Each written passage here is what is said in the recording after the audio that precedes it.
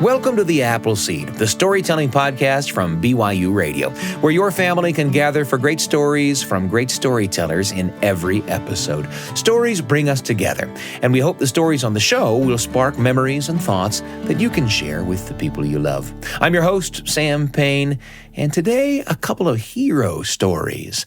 And while some of the heroic stuff in these stories is done by humans, the real heroes of these tales are horses.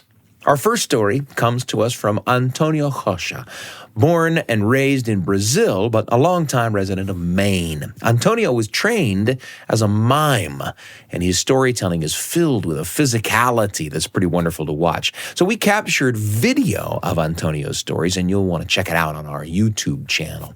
Antonio's stories are wonderful to listen to as well, of course, and here's the tale of a heroic horse who becomes the only hope for a young girl bitten by a deadly snake.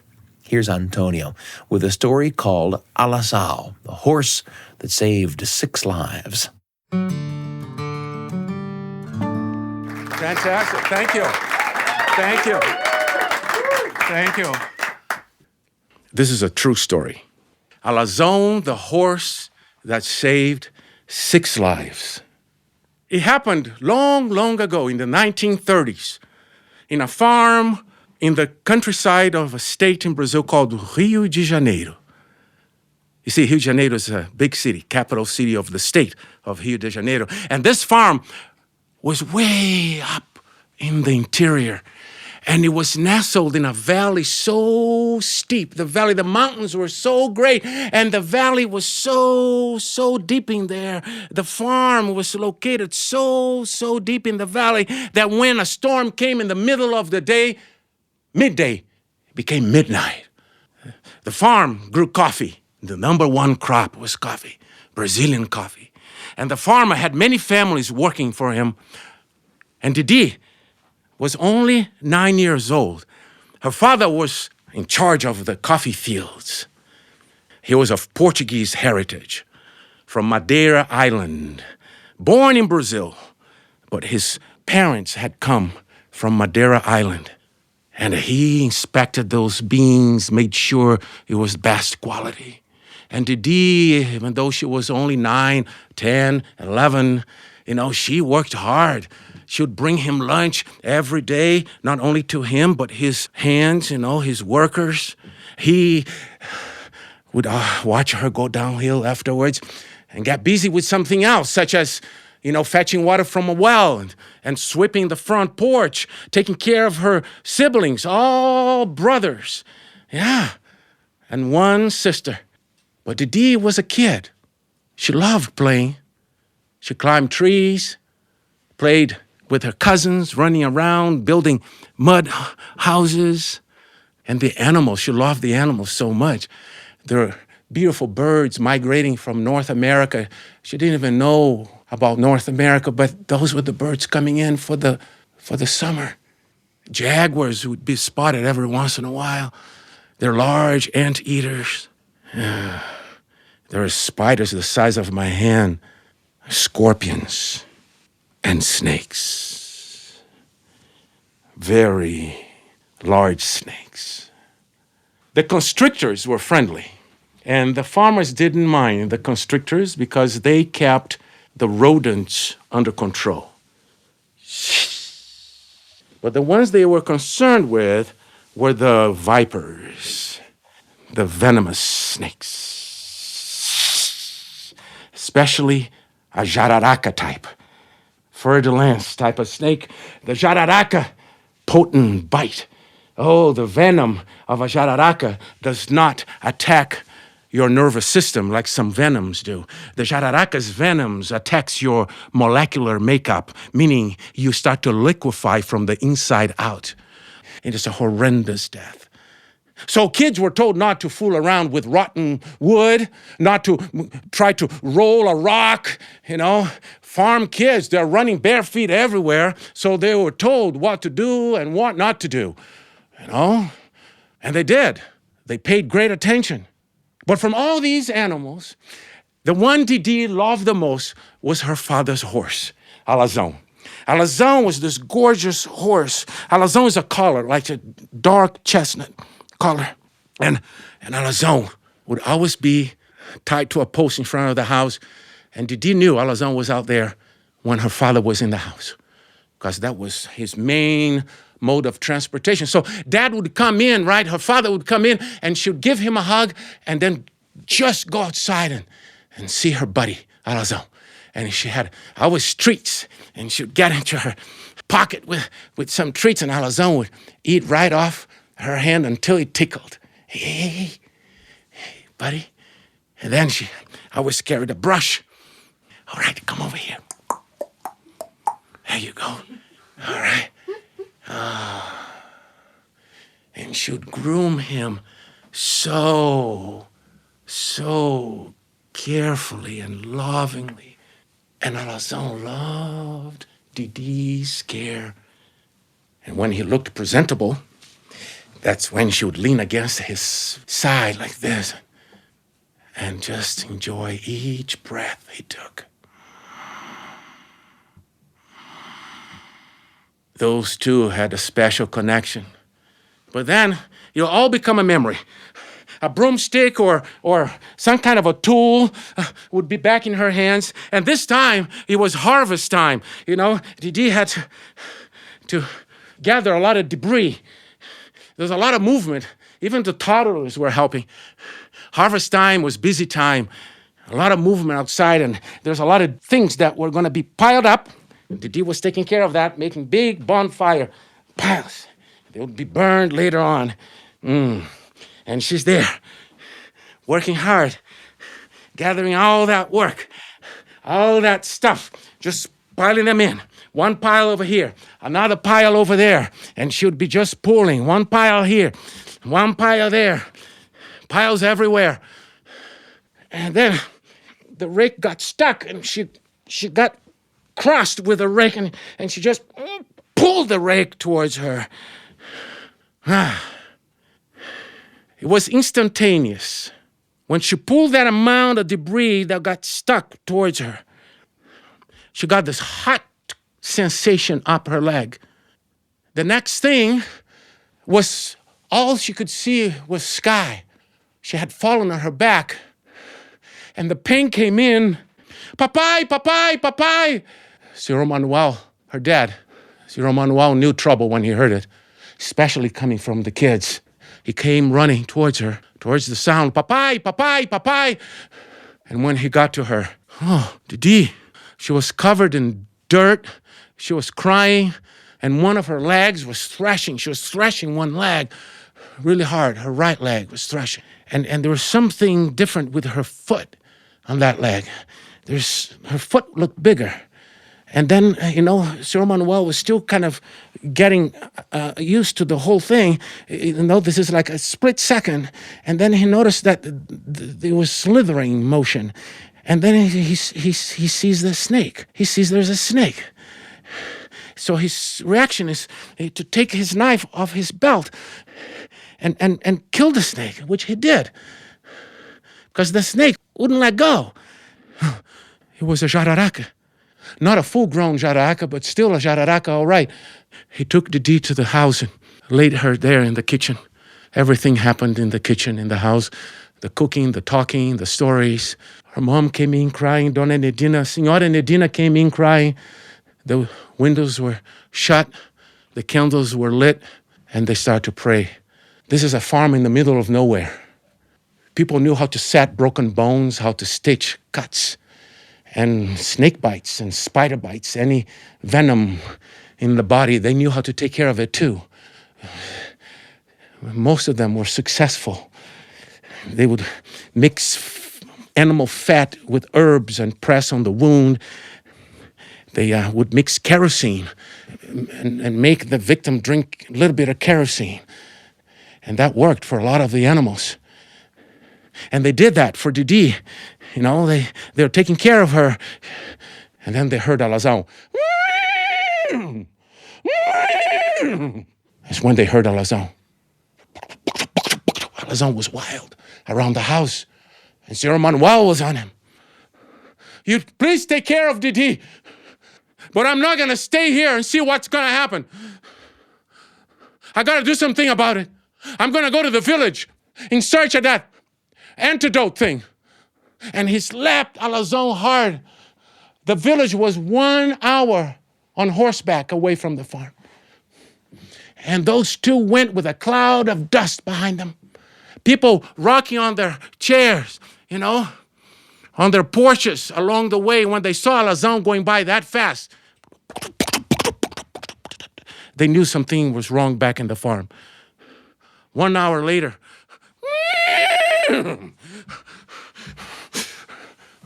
Senhor Baltazar! Senhor Baltazar! Senhor Baltazar! Senhor Manuel burst into the drugstore. Senhor Baltazar! Didi foi picada por uma jararaca. A jararaca pegou ela no pé. Senhor Baltazar! Oh my goodness. Didi was bitten by a jararaca? I'm so sorry to hear that. I held her when she was a tiny little thing. But I have the antidote. But I don't think my horse is strong enough to make it to the farm in time. That's not a problem. That should not. We don't know if it's going to be a problem or not, but here's the thing. If you think your horse is not good enough to get to the farm in time, I'll stay here and you take Alazão. Alazão is strong. Alazão is young. Alazão will take you there. Please, you have to try it. All we can do is try. Just get on Alazão. And Senor Baltazar gathered everything really quickly, jumped on that horse, and now people along the way saw the pharmacist going to the farm on Alazão instead of Senor Manuel. Now they knew something was really wrong. He literally jumped off the horse and burst into the kitchen. There was no time to waste. With his job done, he cleaned everything, covered Didi's leg up. She was out. Didi's mom was on her knees right next to Didi's face praying. There was no time to visit. It was time to go back to Senor Manuel.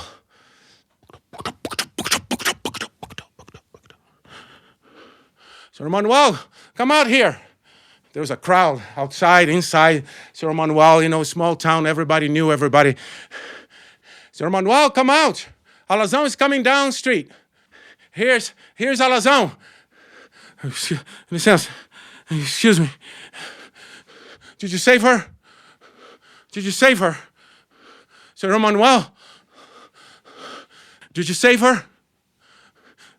Senor Baltazar, how's Didi? Did you save her? Senor Manuel, you know how these things go. Only time will tell if I got there in time. Just go home and pray. Pray along the way, and hopefully Alazão was fast enough. That ride back to the farm was the longest of Senor Manuel's life. That beautiful valley was dark and gray. Senor Manuel was in a story he didn't want to be in. Alazão was tired. Back and forth, back and forth. And then he saw his tiny little dwelling. And he approached it. And as soon as he got off Alazão's back, Alazão collapsed. Agua! Agua! And they brought him water and threw water at him. His ribs heaving up and down. So tired. He drank and drank and drank. And Senor Manuel goes in the house. And the first thing he noticed when he walked in was the light coming through the windows. The windows were open. And Didi was awake, complaining more from the antidote shot than from the snake bite. And you know what? When kids complain, it means they're going to be all right. And she was all right. It took a few weeks. She smelled like kerosene for a while. They said I kept her together until Alazão came with the medicine. And she limped. And as soon as she was allowed outside to play, she didn't play. She went straight to that horse and gave the horse the tightest of hugs for saving her life. I know I told you Alazão saved 6 lives. It's so true. But because of Alazão, right? Did you grow up? She had 5 children. Yeah. You're looking at the youngest. Thank you.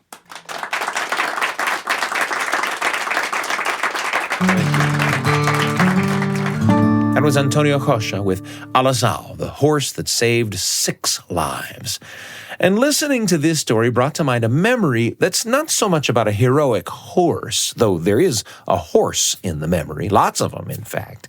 The hero of this story is Old Pete, a beagle that had been the family pet for 13 years. That's 91 or so in conventional dog years.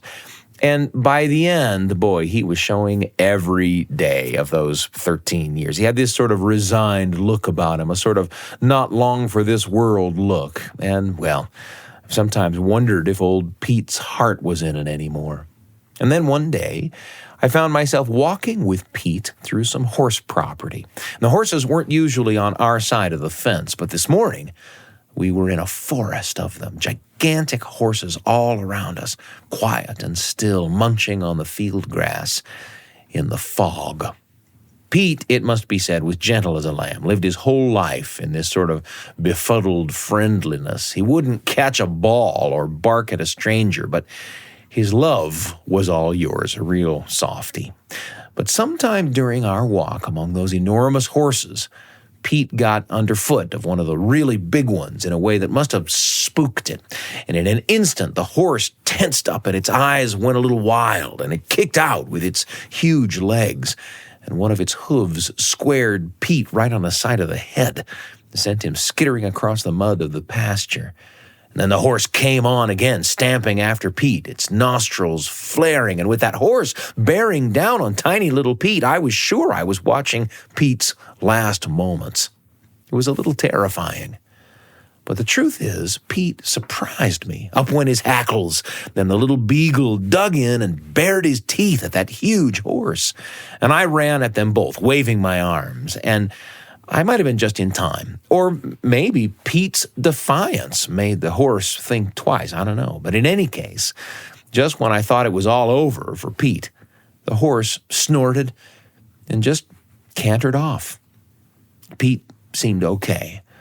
And I looked at that little dog with new eyes. I had very much misjudged him.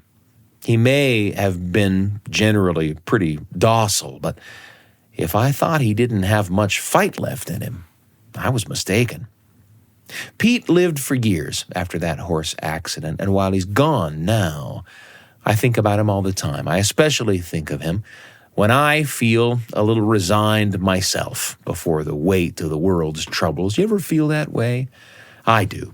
And when I do, I remember Pete all dug in, muscles flexed, teeth bared, with the shadow of that enormous horse above him. I remember that, and I keep on fighting. And that's where Antonio's story took me. Where did it take you? And who will you take along?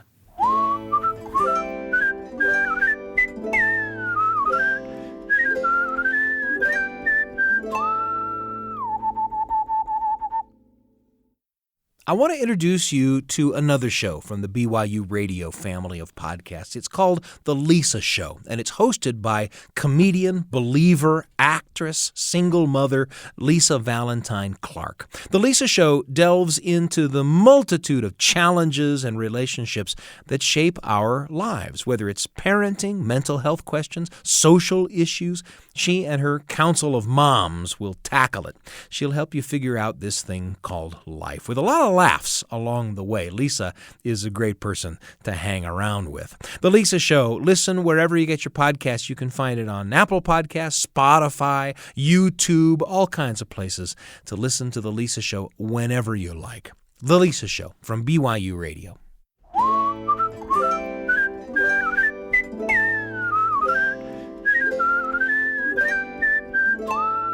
We're so glad to have you with us today on the Appleseed Podcast. Our next story is told by storyteller Pippa White. It's a true story from the childhood of Mavis Buckholds, who saved her father's life with the help of her horse named Ranger. Here's Pippa with Ranger and Me.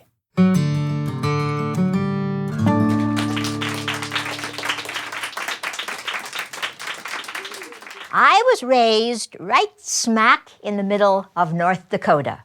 I was an only child until I was 11 years old, so I spent a lot of time alone or playing with my many pets. Horses were my great love.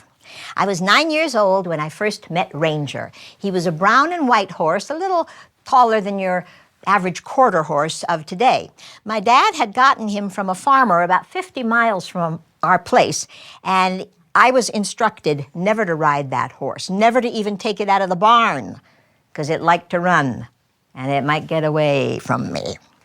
But I had fallen in love with Ranger at first sight, so I spent hours getting to know him, and the great day came when he learned to trust me, and then the greater day came when my dad said I could ride him. Off we went onto the open prairie, and we became inseparable. One of my chores every day was to bring in all the dairy cows from the big pasture. That was 320 acres of wide open prairie. My dad always insisted that I ride bareback, no saddle for me. That way, if I was thrown or fell, I would not get entangled in the stirrups and be dragged.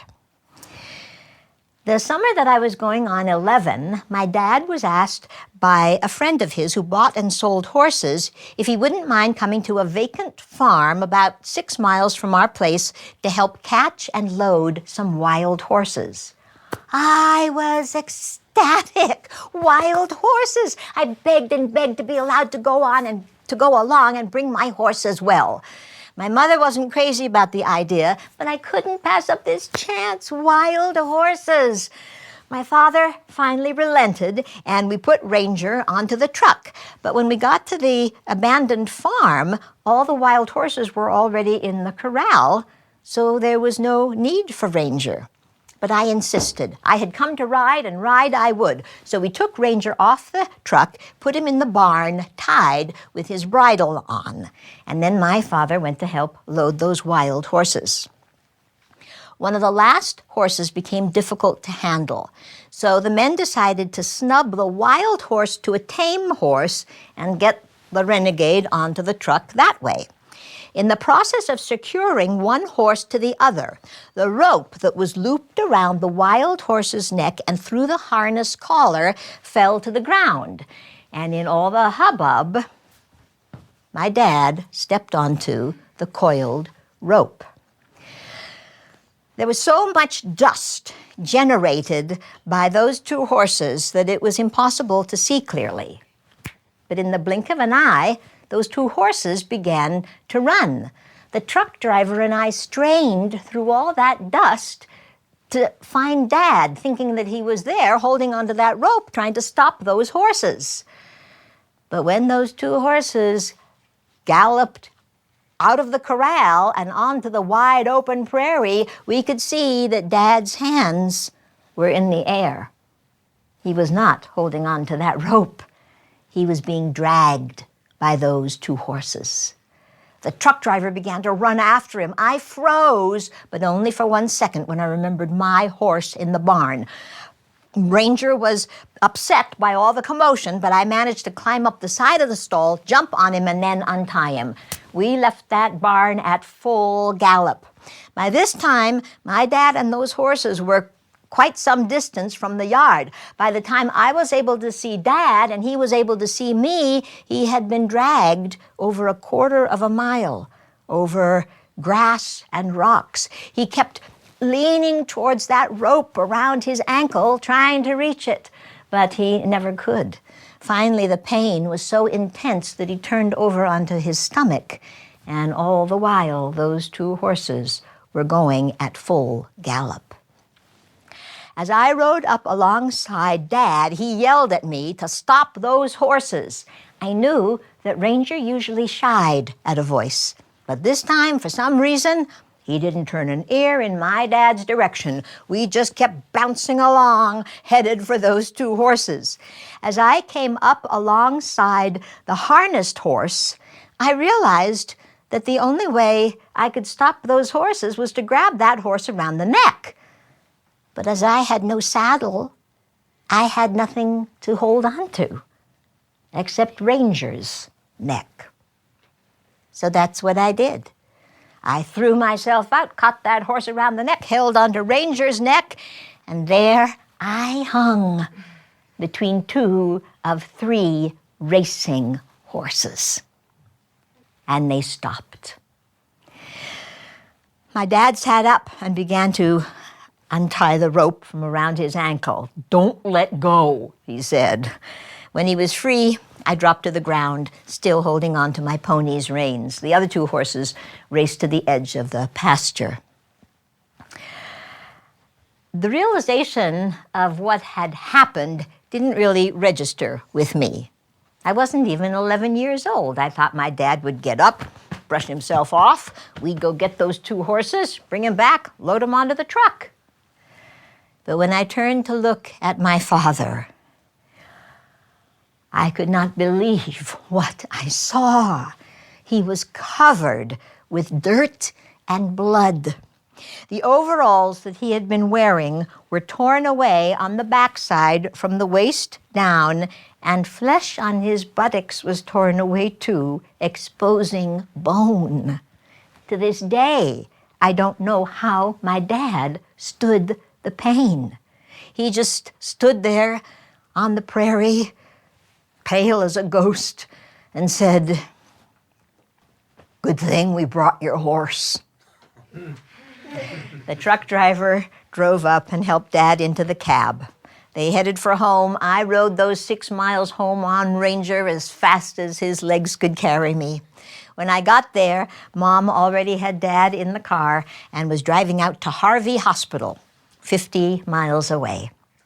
My dad spent 2 weeks in the hospital. He came home after 1 week but had to go back for blood poisoning. But he made a complete recovery and lived to farm and ranch for many, many more years.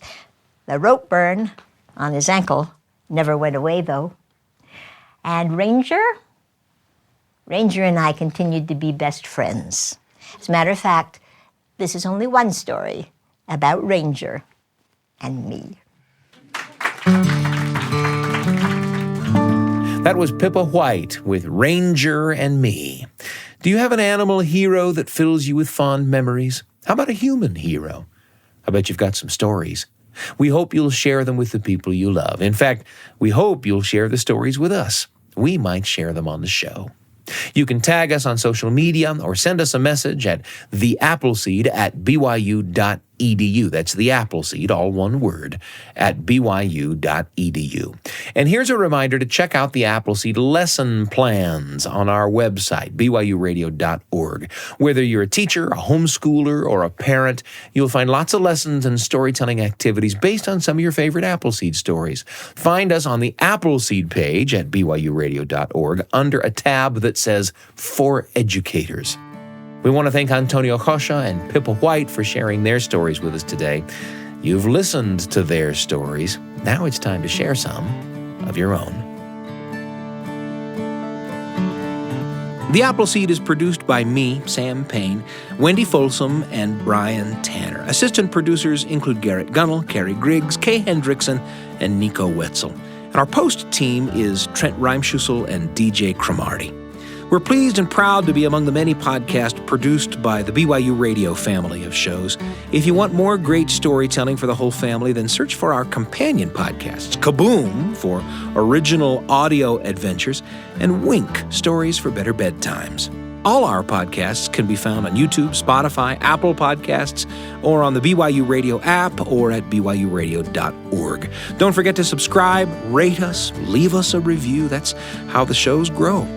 I'm Sam Payne, and we can't wait to be with you again on the Appleseed.